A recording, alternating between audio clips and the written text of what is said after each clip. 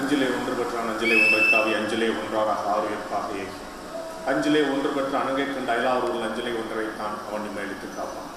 எங்கள் வாழ்வும் எங்கள் வளமும் மங்காத தமிழ் என்று சங்கே முழங்கும். நிறைய நண்பர்களே, திருவனந்தபுரம் வர்றது ஒரு இனிமையான அனுபவம். இங்கே இருக்கக்கூடிய அனந்தபத்மநாதரை நான் ரொம்ப கும்பிட நினைப்பேன். இந்த மாதிரியான வேறு நிகழ்வு சந்தர்ப்பங்கள்லாம் வர வாய்ப்பு கிடைக்குது. இந்த சந்தர்ப்பம் ரொம்ப ஒரு ஸ்பெஷலானது. ஏன் அப்படின்னா இதை ஆர்கனைஸ் பண்ணுறவங்க பூரா நம்ம ஏரியாக்காரன். எங்கள் ஏரியாவிலேருந்து பூரா குறிப்பாக பழைய ராமநாதபுரம் சொல்லக்கூடிய ராமநாதபுரம், விருதுநகர், சிவகங்கை கேட்டால் சூழ்த்துக்காரங்களே 3 ரோட்டரி குரூப் இருக்காங்க. அப்போ நம்மளுக்கு ஆயிலாம் அப்படின்ட்டு ஒருத்தர் சொன்னாருன்னா என்னை மேட்டு தருனேன் அப்படின்னா ஆஹா அப்படின்ட்டு இப்படி ரொம்ப சொல்ல பாசக்காரங்க திருவனந்தபுரம் தான் விட மாட்டாங்க.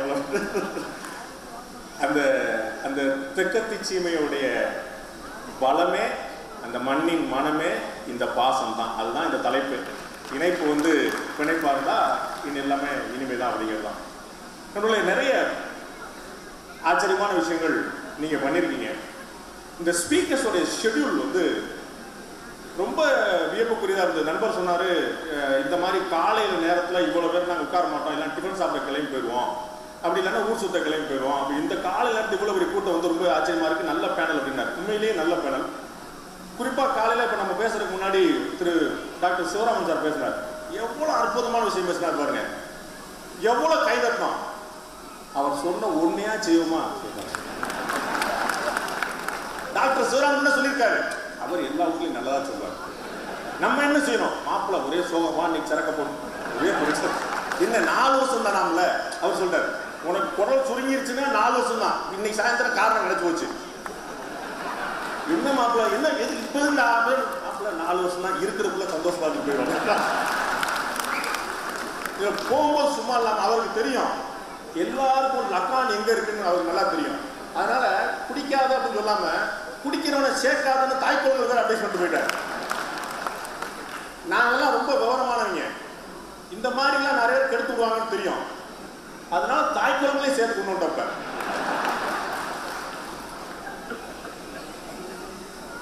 கும்பகோணம் பக்கத்துல ஒரு 4 நாள் முன்னாடி 3 பெண் குழந்தைகள் கல்லூரியில 2ஆம் ஆண்டு படிக்கக்கூடிய பெண் குழந்தைகள் கல்லூரியில நீக்கப்பட்டாங்க. எதுக்கு? பசங்களோடு சேர்ந்து குடிச்சதுக்கு. பாஸ், கும்பகோணத்துல காலேஜ்ல 2nd இயர் படிக்கிற பொண்ணு. அப்போ மெட்ராஸ்ல, மதுரையில, கோயம்புத்தூர்ல, திருச்சியில எல்லாம் இருக்கிறவங்க என்ன, நான் யோசிச்சேன் இது என்ன பிரச்சனை அவங்களுக்கு, எதனால நீக்கிறாங்கன்னு யோசிச்சேன். யூனிஃபார்ம்ல குடிச்ச பிரச்சனை ஆயிடுச்சான். மாட்டிக்கிட்டாங்க. எந்த பிள்ளைங்க தெரிஞ்சு போச்சுல, அந்த பிள்ளைங்க குடிச்ச பிள்ளைங்க யூனிஃபார்ம் போடாம குடிச்சிருச்சுன்னா அவங்க அப்பா அம்மா பார்த்து தான் வருத்தப்பட்டிருப்பாங்க. அதோட முடிஞ்சு போயிருக்கும். யூனிஃபார்மோட போனே அந்த காலேஜ் பிள்ளைங்களா, அந்த காலேஜ் பிள்ளைங்களா, அந்த காலேஜ் பிள்ளைங்க பெரிய சிக்கல. அப்போ குடிச்சது பிரச்சனையா யூனிஃபார்மோட குடிச்ச பிரச்சனையா கேள்வி போச்சு. ஒரு சாக்லேட் சாப்பிடாதீங்க, தண்ணி அடிக்காதீங்க, குர்குரே சாப்பிடாதீங்க, உயிரோட இருக்காதீங்கன்னு சொல்லியிருக்கலாம். அந்த கவர்னர் உனக்கு எந்த கெட்ட பழக்கம் கிடையாது, அப்புறம் எதுக்காக உயிரோட 100 வயசு சொல்லுவாங்க. அந்த மாதிரி என்ன பிரச்சனை தெரியுமா? இந்த மாதிரி விஷயங்கள் எல்லாமே எனக்கு ஒரு பெரியவர் சொன்னாரு, உயிரோடு இருக்கக்கூடிய அத்தனை பேரும் கடவுளே பார்த்துருவாங்களாம். கடவுளை பார்த்துருவாங்களா, நேர பார்த்துருவாங்களாம். 99.3% பேர் சாகுற செகண்ட்ல தான் பார்ப்பாங்க. ஐயோ போச்சே போச்சே போச்சேன்னு பதறுவாங்க. அந்த நேரத்தில் சொல்லுவாங்க, சாக போன நேரத்தில் சங்கராசங்கரம் சொல்லி என்ன செய்யணும், இதுதான் கணக்கு. நமக்கு எப்பயுமே அடிபட்டு மிதிபட்டு பிரச்சனைக்கு உள்ளான பிறகுதான். கேன்சர் பற்றி சொன்னாரு. எனக்கு ஒரு சொந்த அனுபவம் இருக்கு. என்னுடைய விருதுநகர் மாவட்டத்தில் சிவகாசியில் என்னுடைய நண்பனுடைய குடும்பத்தில் ஒரு 25 வயசு பையன், நான் பார்க்க ரொம்ப குழந்தையா டவுசர் போட்டு சாதாரண சுத்திட்டு இருந்த பையன், நல்லா படிச்சா, சிங்கப்பூர்ல வேலைக்கு போனா, அந்த குடும்பத்துல அடுத்த தலைமுறைக்கு எதிர்த்து நின்றான்னு பயங்கர ஆச்சரியமா போனோம். கல்யாணம் பண்ணி வச்சாங்க. ஆச்சரியமான பையன், அவ்வளவு சமத்து, அவ்வளவு நல்ல பையன். 25 வயசு. அங்க சிங்கப்பூர்ல வேலை பார்க்கும்போது திடீர்னு ரத்த வாந்தியா வந்து என்னன்னு தெரியல, அவங்க அனுப்பி விடுறாங்க. இங்க பாக்குறாங்க கேன்சர் 4th ஸ்டேஜ். நண்பர்களே, அவனுடைய மரணத்தை நான் கண்ணால் பார்த்தேன். அவனுடைய மரணத்தை நான் கண்ணால பார்த்தேன். நான் சிவகாசியில் ஒரு ட்ரீட்மெண்ட், ஒரு டாக்டரை அட்மிட் பண்ணியிருக்கிறோம். அவனுக்கு அந்த மூக்கில் டியூப்லாம் போட்டிருக்கு, வெறும் தண்ணி தான் குடிக்கிறான். ஆள் வந்து என் கை சைஸுக்கு ஆகிட்டான், மொத்தமாக அப்படி மெலிஞ்சிட்டான். அப்போ அந்த டாக்டர்கிட்ட எனக்கு ஒன்றுமே எனக்கு என்ன செய்யறேன்னே தெரியல. நான் வந்து ஏதாவது வழி இருக்கா டாக்டர் அப்படின்னா, இல்லை இல்லை நம்ம பார்த்துக்கிட்டே இருக்க வேண்டியதான். ஸோ கண் முன்னால நடந்த ஒரு மரணம் அது ஒரு கொஞ்ச நாளைக்கு எப்படி பாதிக்கும். என் கூட பிறந்த அண்ணன் ஹெல்மெட் போடாம எங்கேயுமே டிராவல் பண்ண மாட்டான். பாத்ரூம் கூட ஹெல்மெட் போட்டுக்குவான். அவ்வளவு பயங்கர ஜாக்கிரதை, முன்ஜாக்கிரதை முத்தம்.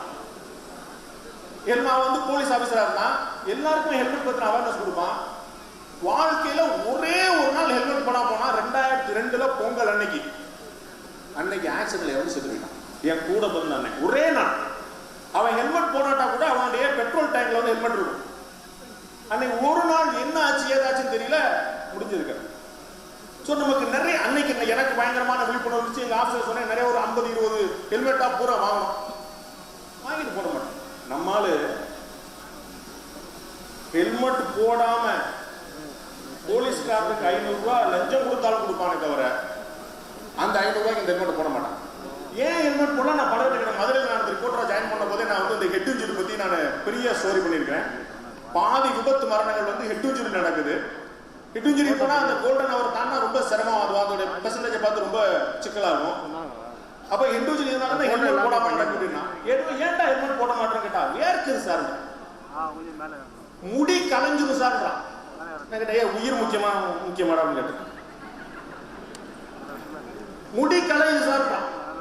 என்ன கொடுமை பாருங்க. நமக்கு வந்து இது நம்ம காப்பாற்றக்கூடியது. அடிபட்டா நம்ம கபானை வந்து காயப்படாம காப்பாற்ற தட்டினா நிப்பாட்டுறதுக்கு வச்சிருக்கு. அதை நம்ம போட மாட்டோம். எந்த பாதுகாப்பு உணர்வும் கிடையாது. எந்த பாதுகாப்பு. இது இன்னைக்கு நேற்று காமெடின்னு வச்சுக்கோங்களேன். தர்மர் வந்து பதில் சொல்ல உலகத்திலே பெரிய நகைச்சுவை அப்படின்னா, எல்லாரும் சாவான்னு தெரிஞ்சும் அது எனக்கு நடக்காது எல்லாரும் நினைச்சிட்டு இருக்கான் பாத்தியா, அதான்டா உலகத்திலேயே காமெடி. எல்லாருக்கும் தெரியும். மாப்பிள்ள அதை வந்து சைடிஷ் சாப்பிடாம விரும்ப ராவ அடிச்சு அதுதான் பிரச்சனை. குடல் ஏன் புண்ணாகாது? நம்ம சாப்பிட்டுறோம்ல. இதுல ஒரு அறிவாளி வாழைப்பழ தோலை முக்கி எடுத்தா தெரியாது. என்ன டாக்டர் பாருங்க, டாக்டர் படிச்சு கூட தெரியல. எங்க கண்டுபிடிப்பு டாக்டர், வாழைப்பழ தோலை நீங்க உள்ள விட்டு எடுத்துட்டீங்கன்னா எல்லாம் சர்வரோக நிவாரணி. அதுல உள்ள கெட்டதெல்லாம் போய் வெறும் தண்ணி பச்சை. இப்படி கடலைப்பருப்பு சாப்பிட்டா சரியா போயிடும். குடிச்ச உடனே சாப்பிட்டா சரியா போயிடும். குடிக்கிறது பிரச்சனை இல்லை, குடிச்சிட்டு சாப்பிடாம படுக்கிறது தான் பிரச்சனை. எவ்வளவு பேர் தலைப்பு கொடுத்தாங்க, இணைப்பு பிணைப்பாகும். பாதி இணைப்பு அந்த இடத்துல நடக்குது. பாதி நிறைய பேர் குடிக்க மாட்டேங்கிற ஒரு காரணத்தால பிசினஸ் இழந்து நடுரோட்ல நிக்கிறான். சார் நம்ம அருமையான ஒரு ப்ராஜெக்ட் எடுத்திருக்கீங்க, ரொம்ப சூப்பர் சார், நம்ம நைட் பேசுவோமா சார் அப்படின்னா, சார் நான் ட்ரிங்க்ஸ் வச்சுக்க மாட்டேன். அப்ப நான் வேற ஆள்கிட்ட பேசுறேன் சார். அவளுக்கு சார் நீங்க பிசினஸ் போச்சு. இதனால பல பேர் வந்து அங்க வந்து இந்த கூல் ட்ரிங்க்ஸ் குடிக்கிறதுக்கு இந்த நம்ம குரூப்ல எல்லா குரூப்லயும் இருப்பாங்க பார்த்துருப்பீங்கல்ல, ஒன்றும் செய்ய மாட்டான். ஆனா நம்மளுடைய சைடிஷை பூரா காலி பண்ணிக்கலாம். எல்லாரும் பக்கத்தில் இருக்கிற நீதான் பாதி இணைப்பு பாதி பிணைப்பு அங்கதான் நடக்கு. எப்படி போயிடுச்சு அப்படின்னா, நீங்க டீ டோட்டலர் ஆல்கஹால் எடுத்துக்க மாட்டேங்கன்னா உங்களை அற்ப ஜந்து மாதிரி பாக்குறாங்க. இந்த பூச்சி எப்படி நம்ம கேட்கல சார் அப்படி. அதனால நீங்க வந்து வந்தே அட்லீஸ்ட் நீங்க இல்லைன்னா சார் சீரியஸா பல பிசினஸ் போகுது இல்லை, நம்ம அதை பத்தி கவலைப்பட மாட்டோம். இணைப்பு பிணைப்பு கிணைப்பு எல்லாம் அங்கதான் நடக்குது. ஆனா அதுல ஒரு ஆச்சரியமான விஷயம் பாருங்க, ராத்திரி அருவாள் எடுத்து வெட்டி சண்டை ஓட்டுவாங்க. அப்படியே சண்டை ஓடுவாங்க. காலைல எதுவுமே நடக்காத மாதிரி ஃபுல்லா பட்டை அடிச்சுட்டு, மாப்பிள்ள எதிராக இருக்காப்ல நேற்று ஏதாவது பேசிட்டா தப்பா நினைச்சுக்காத உதா மாப்பிள்ள நம்ம குடும்பத்தை எல்லாம் சாயங்காலம். அந்த சமத்துவம் எங்க இருக்கு? அந்த இணைப்பு பிணைப்பு எங்க இருக்கு? அங்கதான் இருக்கு. தா பாண்டியன் அவர்கள் இந்திய கம்யூனிஸ்ட் கட்சியோட மூத்த தலைவர், அவர் சொல்றாரு, மதுவை ஒழிக்கிறதுக்கு என்ன செய்யணும்? மத தலைவர்களால் மட்டும்தான் மதுவை ஒழிக்க முடியும். என்னங்க அப்படி சொல்லிட்டீங்க? உண்மை பாஸ், நீங்க எவ்வளவு சொன்னாலும் உயிருக்கு கேடு, உடல்நலத்துக்கு கேடு, கேன்சர் படம், வாய் புற்றுநோய் இல்லைன்னா நம்மளால வந்து சிகரெட் பாக்கெட்ல ஃபுல்லா வந்து 40% எங்க அண்ணன் அன்புமணி புண்ணியத்துல வந்து 40% சிகரெட் பாக்கெட்ல ஃபுல்லா அந்த கேன்சர் வந்தா போனோம். நம்மளால திருப்பிட்டு குடிக்க ஆரம்பிச்சிட்டான். அப்படி இருக்கு. ஸ்மோக்கர், அவனுக்கே வரல, நான் ஒரு நாளைக்கு 2 தான் மாப்பிள்ள அடிக்கிறேன், ஒண்ணு பிரச்சனை இப்படி. அப்ப அவர் சொன்னாரு, இது எப்படி ஒழிக்க முடியும் அப்படின்னா மதத்தால மட்டும்தான் ஒழிக்க முடியும். ஏன்? எந்த கட்டுப்பாடுக்கும் அப்பா அம்மா சொல்லி கேட்காதவங்க, ஆசிரியர் பெருமக்கள் சொல்லி கேட்காதவங்க, மனைவி அழுது அடிச்சு இடிச்சு அதுக்கு ஒரு சோகத்தை அடிக்கிறான், மாப்பிள்ள வீட்டுல பெரிய சண்டையா போச்சுட்டான், அதுக்கு ஒரு சரக்கு அடிக்க போறான். எல்லா காரணத்துக்கும் யாராலையும் தடுக்க முடியல. ஆனால் கிறிஸ்தவர்கள் தவ காலத்தில் உண்மையான தவம் செய்கிறார்கள், அந்த பக்கம் எட்டி பார்ப்பதே கிடையாது. இஸ்லாமியர்கள் இதை ஒரு ஹராமாக பார்க்கிறார்கள், அந்த பக்கம் எட்டி பார்ப்பதே இல்லை.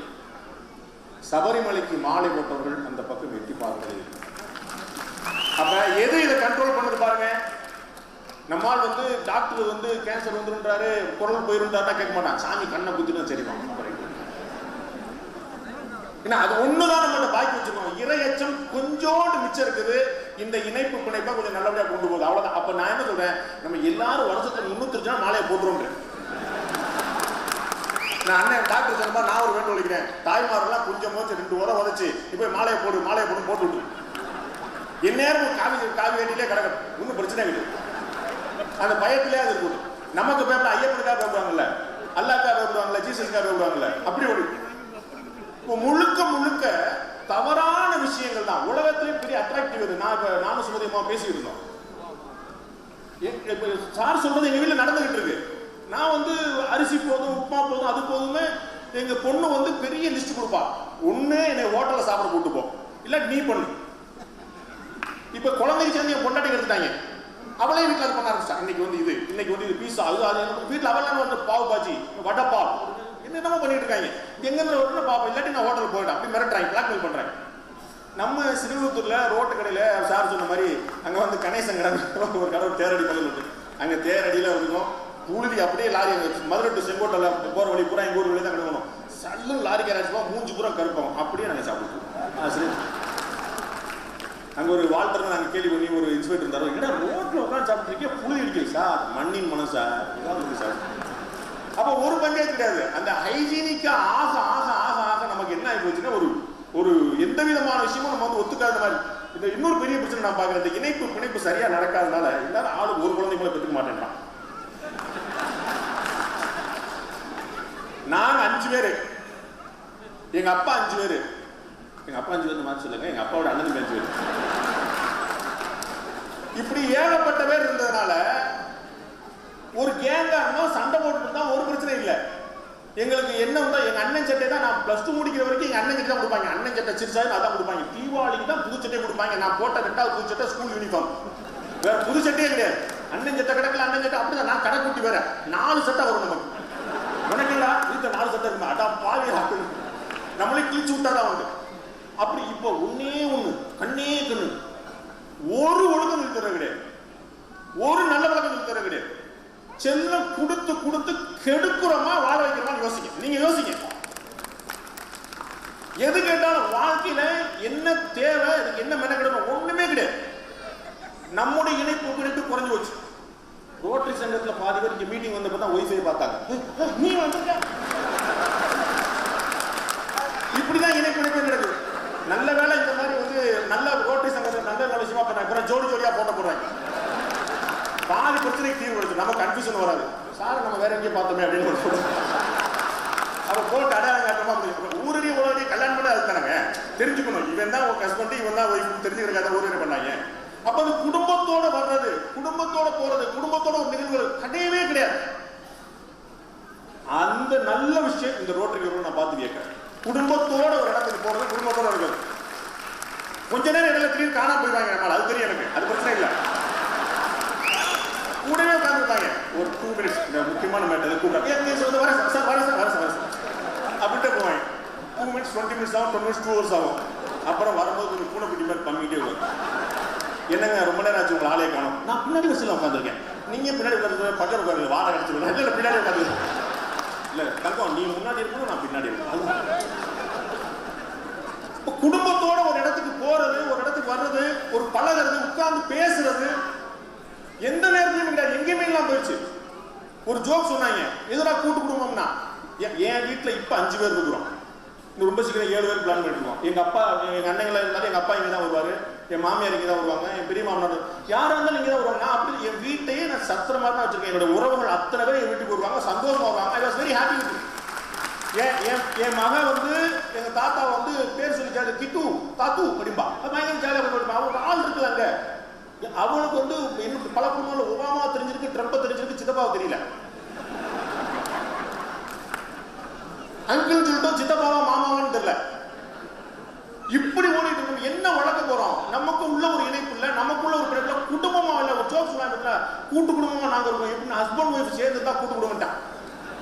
அவன் ஒரு பிரச்சனை இல்லாம இருக்காங்க. எப்படி கூட்டு குடும்பமா இருக்காங்க, 2 பேரும் இருக்காங்க. இதுவே பெரிய விஷயமா போச்சு. அவன் அதுவே எவ்வளவு பெரிய தியாகம் தெரியுமா? எல்லாத்துலயும் தான் டைலாக். மாப்பிள்ள இவ கூட குடும்பத்துல மாதிரி ஒரு பெரிய குடும்பம் கிடையாது கிடையாது மாப்பிள்ள, சேம் பிளட் அப்படின்னு எல்லாருக்கும் கவலை. எல்லாருக்கும் இல்லை. நமக்கு வந்து ஐஸ்வர்யா ராய் வந்தா எப்படி இருந்திருக்கும் வாழ்க்கையில? நம்ம அதுக்கு வந்து அபிஷேக் பச்சனா இருந்திருக்கணும், சல்மான் கான் இருந்திருக்கணும், ஷாருக் கான் இருந்திருக்கணும். நம்ம அந்த மாதிரி நம்பலாண்டு. நமக்கு வந்து ஐஸ்வர்யா ராய். இந்த இணைப்பு பிணைப்பு ஒருத்தருக்கு ஒருத்தர் பேசுவது எவ்வளவு நேரம் ஸ்பெண்ட் பண்றோம்? கான்வர்சேஷன் பூரா மணிரத்னம் படம் மாறிடுச்சு. என்ன தெரியாது, எங்க சொல்றேன், எப்ப, நாளைக்கு. என்னடா ஒரு 6 அமரம் இருந்து அவங்களுடைய மூடு என்ன, ஹஸ்பண்டுடைய மனசு என்ன, ஒய்ஃபோட எண்ணம் என்ன, குழந்தைகளோட புத்தி என்ன, அவங்க எங்க டிவேட் ஆறாங்க, எங்க டைவர்ட் ஆறாங்க, எதையாவது பாக்குறோமா? சுத்தமா கிடையாது. ஒரு 4 வருஷம் முன்னாடி நான் திருப்பூர்ல புத்தக திருவிழாவில் பேசினேன். என்னை ஒரு பிற்போக்குவாதி நினைச்சா கூட பரவாயில்ல, இந்த சமூக வலைதளங்களை தடை செய்தால் என்னன்னு நான் நினைக்கிறேன். எனக்கு எந்த தயக்கமும் இல்லை. எவ்வளவு அவன் என்ன சொல்றான்? கனெக்டிங் பீப்புள் தான். ஒரு பழமொழி சொன்ன, ஒரு புதுக்கதை சொன்னான், நாட்டை முழுக்க இணைத்தது தேசிய நெடுஞ்சாலை, என் கிராமத்தை 2ஆக பிளந்ததுன்னா. ஊருக்கு நடுவில் கிராமம், இந்த பக்கம் இவங்களுக்கு போறது டோல் போட்டான். டோல் வந்து ஊர்க்காரனே போறது டோல் போடுறான். நீ உன் வீட்டு போனமா டோல் விடுறான். நான் சொந்த ஊர்தான் அப்படியே வச்சிருக்கோம், கீழே ஓடி போயிட்டான். அந்த மாதிரி கனெக்டிங் வேர்ல்டு. உலகம் சின்னதாயிடுச்சு, கையடக்கத்தை வந்துருச்சு, கையில வந்துருச்சு. இவன் ஊர்ல இருக்கிற அத்தனை பேர்த்தையும் பேசுறான், கொண்டாட்ட பேச மாட்டான், புள்ளட்ட பேச மாட்டான். வீட்டமா அந்த பக்கம் ஓடிட்டு நான் இங்கேயே பார்த்துட்டு இருந்தேன். சிவராமன் சார் அவ்வளவு மேட்டர் பேசுறாரு, டேட்டாவா கொடுக்குறாரு. அவர் பேசின ஆங்கில சொற்கள்ல பாதி சொல்லி நான் கேள்விப்பட்டதே இல்லை. அவ்வளவு ஆச்சரியம் நிறைய டைம் சொன்னாரு. பூரா கெடுதல் மட்டும் தெரிஞ்சது. ஓகே, அதை கேட்க விட்டா முடிவு பண்ணிட்டேன். நம்ம இது கெட்டது காலம் நம்மள எவ்வளவு பேர் மொபைல் நோண்டிட்டு இருந்தோம், அதுவும் சேர்ந்து தான் வந்துச்சு. அதுல அவர் பேசிட்டு இருக்காரு சார், நல்ல மனுஷன். நம்ம அப்புறம் வீடியோ பார்க்கலாம். இந்த மொபைல் வந்து மனிதர்களை இணைப்பதற்கு பதிலாக, பிணைப்பதற்கு பதிலாக பிரித்து விட்டது. எப்படின்னு சொல்றீங்க?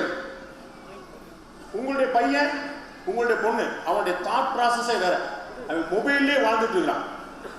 வீட்டம்மாக்கு வாங்கி கொடுத்துட்டோம், எனக்கு வேற 4 சோத்துல உட்கார்ந்து இருக்கிறேன். நீங்க காலைல சும்மா ராத்திரி தான் வர்றீங்க, இந்த புள்ள படிக்க போறேன்னு போறான். நான் என்ன சரி, எனக்கு மொபைல் தான். வீட்டம்மா நம்ம கேட்க வேண்டாம், நம்ம ஆரம்பிச்சு இந்த வீட்டில் அதுதான். நம்ம தான் ஆளாளுக்கு வாட்ஸ்அப் மட்டும் இருக்கிறதுனால, அது நம்ம சார் சொன்னார்ல, அந்த முதல்ல போனதில் இன்ட்ரோடியூஸ் பண்ணிட்டு சொன்னார் சார், சிவராமன் சார் தான். வாட்ஸ்அப் குரூப்புகள் இருக்கிறதுனால ஏதோ குடும்பம் ஒன்னா இருக்கு. சித்தப்பாக்க குரூப், அத்தைமார் குரூப்னு குரூப் வச்சிருக்காங்க. குறைஞ்சபட்சம் ஒரு முன்னாடி 7th ஸ்டாண்டர்ட் இ செக்ஷன் குரூப்னு வச்சிருக்காங்க. குழந்தை படிக்கிறதுக்காக ஒரு குரூப் வச்சுட்டு அந்த பேரண்ட்ஸ்லாம் சேர்ந்து ஒரு குரூப் வச்சிருக்காங்க. வாட்ஸ்அப் குரூப்ல தான் வாழ்க்கையே நடந்துட்டு இருக்கு. சாட்லயே தான் பேசிட்டு இருக்கோம், நேருக்கு நேர் பாக்குறது. எத்தனை பேர் இன்னைக்கு லீவு சித்தப்பா வீட்டுக்கு போவோம், பெரியப்பா வீட்டுக்கு போவோம், தாத்தாவை கூப்பிடுவோம் யோசிக்கிறோம். இன்னைக்கு லீவு வீட்டை விட்டு ஓடுவோம், முடிஞ்சா தனித்தனியா ஓடுவோம். நான் என் ஃப்ரெண்ட்ஸோட ஓடுறேன், நீ உன் ஃப்ரெண்ட்ஸோட ஓடுவோம். இதான் நடந்துகிட்டு இருக்கு. எவ்வளவு நேரம் பேசலாம்?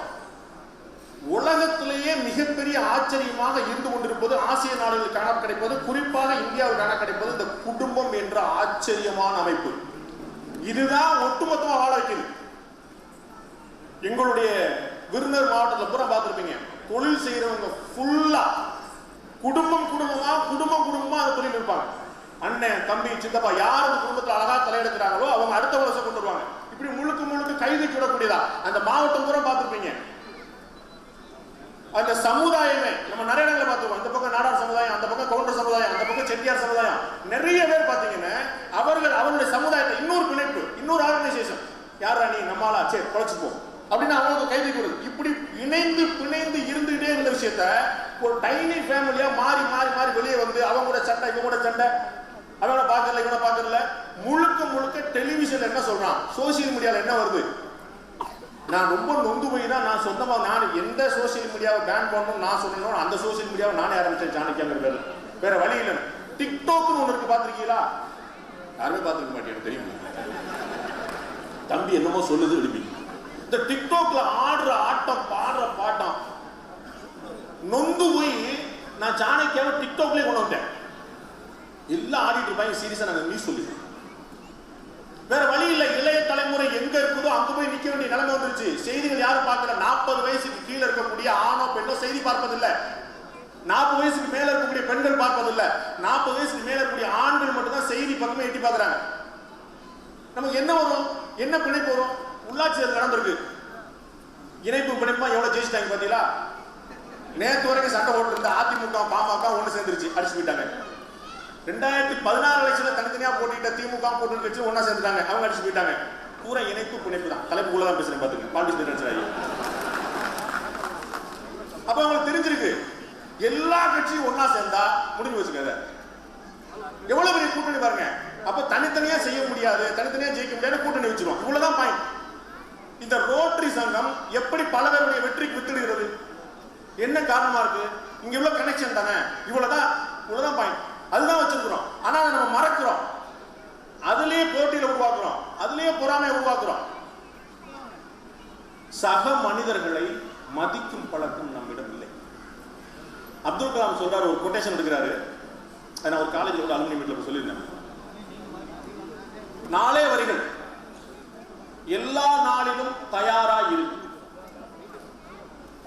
எனக்கு ஒரு நல்ல நாள் வரும், ஜனவரி 25க்கு அப்புறம் சனி பயிற்சி வருதான், அதுக்கப்புறம் எனக்கு ஓஹோன்னு இருக்கும். அந்த பிசினஸ்லாம் இல்லை. எல்லா நாளிலும் தயாரா இருக்கு. எல்லாரையும் சம உணர்வுடன் சந்தி.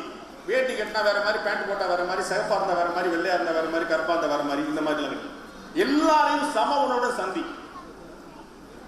இரும்பா இருந்தால் அடி வாங்கு, சுத்தியா இருந்தால் அடி. நீ என்னவா இருக்கிறியோ உன்னுடைய வேலை செய். எல்லாரையும் அரவணைச்சிட்டே கொண்டு போ. அதே ஒரு அழகான உதாரணம் சொன்னார். பிஎஸ்எல்வி வந்து நம்ம ஏற்படுத்த பிஎஸ்எல்விங்கிறது வந்து ரொம்ப சாதாரணமான வெற்றி. நம்ம வந்து நிறைய பார்த்துருக்கோம். பிஎஸ்எல்வி ஜிஎஸ்எல்வி எல்லாம் நிறைய பார்த்துருக்கோம். ஜிஎஸ்எல்வி வந்து கிரேவஜனிக் இன்ஜினியர். பிஎஸ்எல்வி வந்து நம்முடைய ரொம்ப குழந்தை மாதிரி ஆயிடுச்சு. நமக்கு வந்து டப்பம் பட்டம் தட்டா போயிருது. அது வந்து ஃபெயிலியரே கிடையாது. இப்ப அந்த பிஎஸ்எல்வி முதல்ல ஏவப்பட்ட போது அப்துல் கலாம் தான் அதுக்கான ப்ராஜெக்ட் டைரக்டர். முதல்ல ஏவுனது கடலை வந்துருச்சு, கோவிந்தா.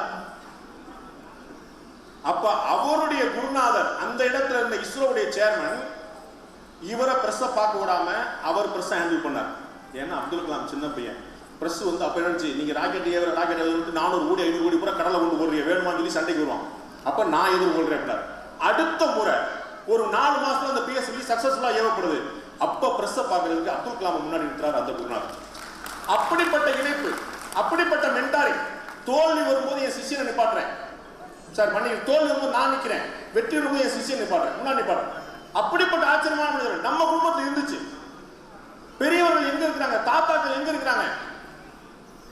நாம குழந்தையா இருந்தோம், நம்ம பெரிய ஆள் ஆயிட்டோம், நமக்கு தெம்பு இருக்குது, நாம சம்பாதிக்கிறோம். சம்பாதிக்கிறத விட்டுட்ட, சம்பாத்தியத்துல இடம் இல்லாத நேரடி ஆளுமையை விட்டுட்ட தாத்தாக்களுக்கு என்ன நிலைமை, பாட்டிகளுக்கு என்ன நிலைமை? நம்ம வந்து 5 வயது உள்ள குழந்தையா இருக்கும் போது நமக்கு என்ன வேணும்னு பேச தெரியாத போது, கண்ணீர் விட்டு அழுவதற்கான காரணம் எறும்பு கடித்ததா, பக்கத்தை யாரா கிள்ளதா, கீழே விழுந்ததா, பசிக்கிறதா என்று தெரியாத போது நம்ம அழுகையை மட்டுமே வைத்து குழந்தைக்கு பசிக்கிறது, எறும்பு கடித்து விட்டு கண்டுபிடித்து விட்ட தாயை நம்ம என்ன வச்சிருக்கோம்? அது எங்கேயா மதிக்கிறோமா? எவ்வளவு எடுத்துருந்து பேசக்கூடிய பழக்கம் வந்துருச்சு நமக்கு. நம்ம காசு சம்பாதிக்கணும்னா அப்பா காசு சம்பாதிச்சு கொண்டு வந்தாரு இல்லையா, நம்ம வழிநடத்தினாரு இல்லையா? வெள்ளையர்கள் மாதிரி குடும்பத்தை விட்டு போயிருக்கலாம்ல, எனக்கு ஒன்றும் பிரச்சனை, நம்ம கவர்மெண்ட் போயிருக்கலாம்ல. ஏன் இந்த குடும்பம் குடும்பத்துக்காக காலையிலிருந்து ராத்திரி தான் நிறைவேற்ற முடியாத தன்னுடைய கனவை தன் பிள்ளைகள் மேலமா நிறைவேற்றும் பார்த்துட்டு உங்களை படிக்க வைக்கிறக்கா, அடுத்தது படிக்க வைக்கிறக்கா எவ்வளவு பெற்றோர் கஷ்டப்படுறாங்க. இதை பத்தி இன்னைக்கா வீட்டுல பேசியிருக்கோமா? அப்பா எவ்வளவு கஷ்டப்பட்டு சம்பாதிச்சு வராரு, விடிய விடிய எவ்வளவு வேலை பார்க்கிறாரு, எவ்வளவு உழைக்கிறார், எவ்வளவு வேர்வை, எவ்வளவு ரத்தம் இருக்குது, வீட்டுல பேசப்படுதா? அம்மாக்களோட தியாகம் ஒரு வேலைக்காரியை விட மோசமா. வீட்டுல வந்து வெந்துகிட்டே இருக்கக்கூடிய ஒரு படைப்பா, துவைக்கணும், பெருக்கணும், சமைக்கணும், படிக்க வைக்கணும், அவ்வளவு சுமையும் தன் மனசுல தாங்கிக்கிட்டு இந்த நாட்டில் இருக்கக்கூடிய பெண்கள் மாதிரி தெய்வங்கள் உலகத்துல பார்க்க முடியாது. எவ்வளவு பொறுமை! அந்த பெண்கள் மட்டும் இல்லைங்க, குட்டிச்சோரா போயிடும். நம்மளாம் எல்லாம் தருதலை ஆயிடும். நான் கேரண்டியா சொல்றேன், வீட்டில் இருக்கக்கூடிய பெண்கள்னால நம்மளாம் பழச்சு கிடக்கும். இவ்வளவுக்கு மீறி, இவ்வளவு அழிச்சாட்டியத்துக்கு மீறி அவங்க இந்த குடும்பத்தை காப்பாத்துறாங்க. அடுத்த நாள் கொஞ்சம் நேரத்துக்கு போறாங்க. பெண்கள்னால தான். நம்மளால இல்லவே இல்லை. நம்ம 100 ரூபாய் காசு கொடுத்துட்டு நம்ம வந்து பந்தா பண்ணிட்டு போயிடுறோம். நான் சம்பாதிச்சு கொடுக்குறேன், எனக்கு எவ்வளவு வேலை தெரியுமா அப்படின்னு. அந்த குடும்பத்தை ஒட்டுமொத்தமா கண்காணிச்சு அந்த குழந்தைங்க எங்க போகுது எங்க முழுக்க பார்த்து கொண்டு பெண்கள். அதனாலதான் பெண்கள் திசை மாறுவாங்க ஒரு பெரிய பயம் வருது. அதனால தான் சிவராமன் அவர்கள் அழகா சொன்னார், தயவு செய்து பெண்களே நீங்கள் அவர்களை அனுமதிக்காதீர்கள் அப்படின்னு. பெண்களால் தான் முடியும். 100 சீஃப் மினிஸ்டர் வந்தார் சார், ஒரே ஒரு லேடி சீஃப் மினிஸ்டர் வந்தாங்க சார். நம்ம ஊர்ல எப்படி சார் இருந்துச்சு? எம்ஜிஆரையும் கருணாநிதி பார்த்துட்டு வணக்கம் தலைவரே அப்படின்னு சொன்னவங்கலாம் அந்த அம்மா பார்த்து இப்படி வணக்கம் வச்சாங்க. 100 பிரைம் மினிஸ்டர் இருந்தாங்க சார், ஒரே ஒரு lady prime minister sir Indira Gandhi. ஒரு வார் சார், ஒரு போர், ஒரு நாடு, ஒரு பங்களாதேஷ் ஒரு நாடை உருவாக்கி கொடுத்தா போ நாடு சந்தோஷமா இருக்கும். பெண்கள் தான் சார்.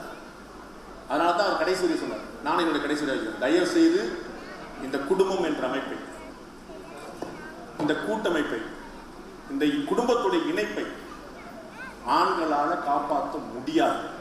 அதை காப்பாற்ற முடியும் அப்படின்னா, வழிநடத்த முடியும்னு அடுத்த கட்டத்தை கொண்டு போன பெண்களால் மட்டும்தான் முடியும். தயவு செய்து பெண்களை உங்கள் காலில் கேட்டு நீங்கள் இந்த இணைப்பையும் பிணைப்பையும் எப்போது தொடர்ந்து இறைவன் தொடர்ந்து இறைவன் கூட எப்போது இருக்கட்டும். நிறைய நன்றி, வணக்கம்.